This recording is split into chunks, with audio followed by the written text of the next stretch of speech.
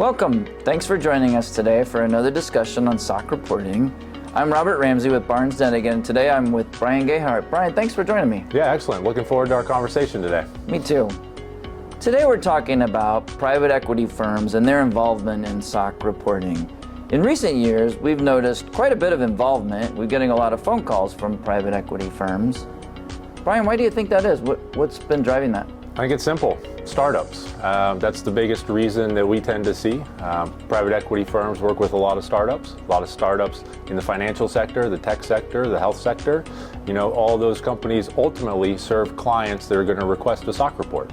That's the way I see it. How are you seeing it? I think you're spot on.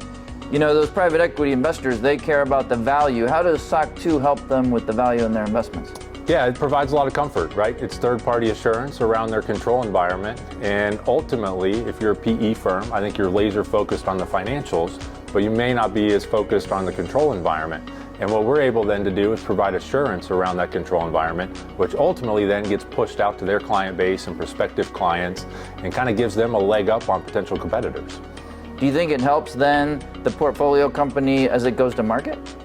I think so. And I think as you look down the road, it provides a lot of credibility for that startup or that entity, especially as the portfolio company is looking at generating a return on that, or as the PE firm is looking at generating a return on that investment in that portfolio company. Bryan, you've got a great reputation for building solid relationships with your clients. Talk about how those relationships also work well with the portfolio companies and the investors. Yeah, it's all about communication. And that's what we try to do with our clients is build that relationship.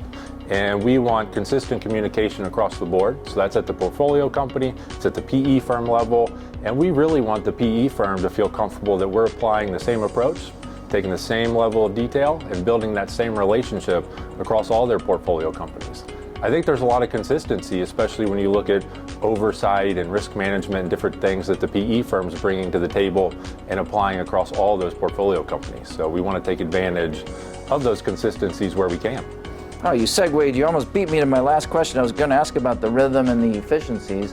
It sounds like you covered it. Any other thoughts on doing multiple projects with a single group?